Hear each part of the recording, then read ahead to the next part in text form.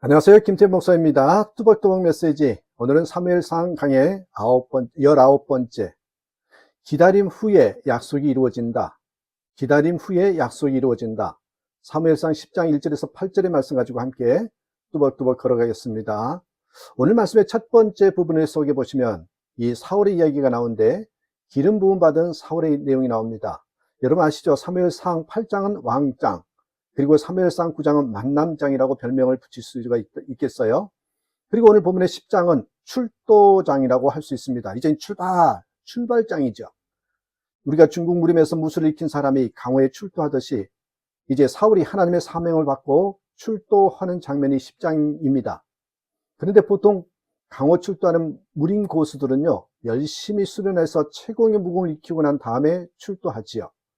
그런데 우리 하나님의 사람들에게는 사명의 길을 떠나기 전에 어떤 영적 무공이 필요할까요? 오직 한 가지가 필요한데 그것은 바로 하나님의 기름 부으심입니다. 하나님의 기름 부으심. 오늘 본문을 보십시오. 밤늦도록 지붕에서 담화하고 다음날 아침 일찍 사무엘은 사울을 지붕에서 불러내리죠. 내려오라고. 일어나라 출발할 때가 되었다. 일어나라 출발할 때가 되었다. 그래서 사무엘, 사울 그리고 사완 세 사람이 출발해서 성읍 끝 성문에 이르게 되었을 때 사무엘이 사울에게 말하지요. 사완은 잠시 앞서게 하고 너는 잠깐 서 있어라. 내가 하나님의 말씀을 들려주겠다. 그리고 사무엘은 기름병을 취하여 사울의 머리에 기름을 붓고 입을 맞췄어요. 1절 보시면 남자끼리 입을 맞추는 장면을 상상해 보십시오. 얼마나 징그러운 장면입니까? 그러나 징그럽게 생각할 필요가 없어요. 왜냐하면 그 행위는 중동 지역의 관습이기 때문에 그렇습니다. 드디어 사울이 사무엘로부터 기름 부음을 받았어요. 그러나 사무엘로부터 기름 부음을 받았다고 바로 무엇인가 된 것처럼 생각해서 세상으로 전진하고 날뛰면 백전백패 할 수밖에 없습니다. 기름 부음을 받는 순간 얼마나 흥분이 되겠습니까? 막 세상으로 뛰어나가고 싶은 마음이 생기지 않겠습니까? 그러나 그런 마음을 억제하고 그 순간에 더욱 기다리는 자세를 갖추어야 합니다. 아직은 내가 있는 그 자리를 떠날 때가 아닙니다. 왜 그럴까요? 한 가지를 더 받아야 하기 때문입니다. 그것이 무엇일까요? 그것은 바로 성령의 기름 부으심입니다. 성령의 기름 부으심. 여러분 성경에 보시면 예수님께서도 그렇게 약속하신 것을 기다리셨어요. 예수님께서 부활한 후에 40일 만에 승천하시면서 어떤 명령을 남겼습니까? 사도행전 1장 4절을 보니까 사도와 같이 모이사 저에게 분부하여 가라사대 예루살렘을 떠나지 말고 내게 들은 바 아버지의 약속하신 것을 기다리라. 아버지의 약속하신 것을 기다리라. 제자들은 대부분 갈릴리 출신들이었죠. 그러므로 예수님이 승천하시면 예루살렘을 떠나 자기들의 고향 갈릴리로 돌아갈 사람이 상당히 많았을 것입니다. 그러나 아직 그 자리 예루살렘을 떠나지 말고 약속하신 것을 기다리라고 명령을 내리셨습니다. 곧 떠나야 하긴 하지만 한 가지를 더 받고 떠나야 한다는 것입니다. 무엇을 더 받아야 한다는 말일까요? 주님께서 계속 말씀하시는 게 사도행전 1장 5절을 보니 요한은 물로 세례를 베풀었으나 너희는 몇 날이 못되어 성령으로 세례를 받으리라. 성령으로 세례를 받으리라. 며칠만 더 기다린 다음 성령 세례를 받고 떠나라는 것입니다. 요한의 물세례를 무시하는 것은 아니지만 성령으로 세례를 받아야 권능을 받고 예루살렘과 온 유대와 사마리아와 땅끝까지 이르러 주님의 증인이 될 수 있다는 것이죠.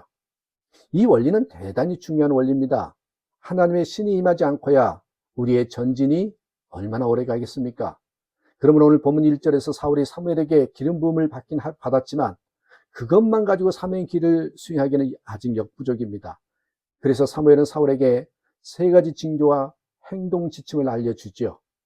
이 장면을 보면 사무엘 선지자의 탁월한 예지 능력이 그대로 드러나요. 자, 세 가지 징조가 뭡니까? 첫째, 가다 보면 베냐민 경계의 셀사에 있는 라헬의 묘실 곁에서 두 사람을 만날 것인데 그 두 사람이 암나기들을 찾았다. 너희 아버지가 너희를 간절히 찾고 있다는 얘기를 할 것이라는 내용이 징조입니다. 4절에. 그 다음에 왜 베냐민 경계에 라헬의 묘실이 있는지 짐작이 가십니까? 야곱의 부인 라헬에게는 두 아들 요셉과 베냐민이 있었죠. 라헬은 베냐민의 어머니로서 베냐민 지파의 국모로 숭상받았을 것입니다. 그러므로 라헬의 묘실이 다른 지경이 아닌 베냐민 지경에 있는 것은 어떻게 보면 당연한 일입니다.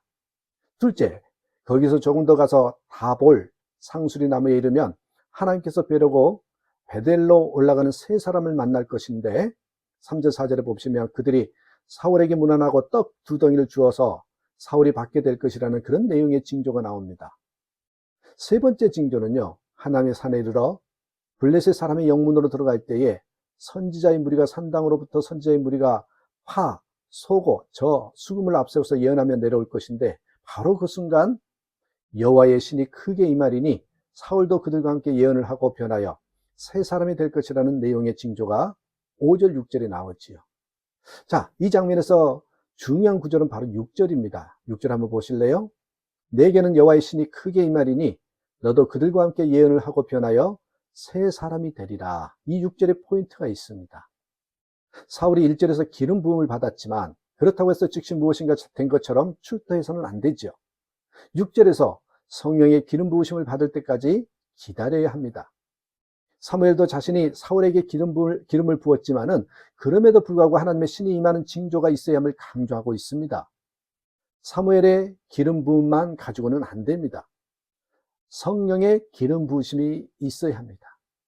그러므로 그러한 징조가 없으면 아직 행할 때가 되지 않았다고 사무엘은 말하고 있어요. 그러나 그러한 징조가 임하면 어떻게 하라고 말하고 있습니까? 너는 기회를 따라 행하라. 너는 기회를 따라 행하라. 하나님이 너와 함께 하시느니라. 다시 말해서 하나님의 신을 받고 사명의 길을 떠나라는 것입니다. 자신이 꼭 움직일 때가 됐다는 생각이 드십니까? 여건과 환경과 처지와 조건이 다 준비되었습니까? 그러나 그것만 가지고는 하나님께서 나와 함께 하지 않습니다. 그러면 얼마 가지 않아 무너집니다. 아직 하나님의 신에 의한 감동이 없다면 조금만 더 기다려 보십시오. 조금만 더 기도하고 조금 더 묵상하고 조금 더 기다리면 하나님의 깊은 감동이 있을 때가 있습니다. 바로 그때 기회를 따라 행하십시오. 하나님의 깊은 감동이 있을 때 기회를 찾고 그때 움직이라. 이 말씀이 하나님 음성으로 들려지는 저와 여러분 되시기를 주님의 이름으로 축복합니다. 감사합니다.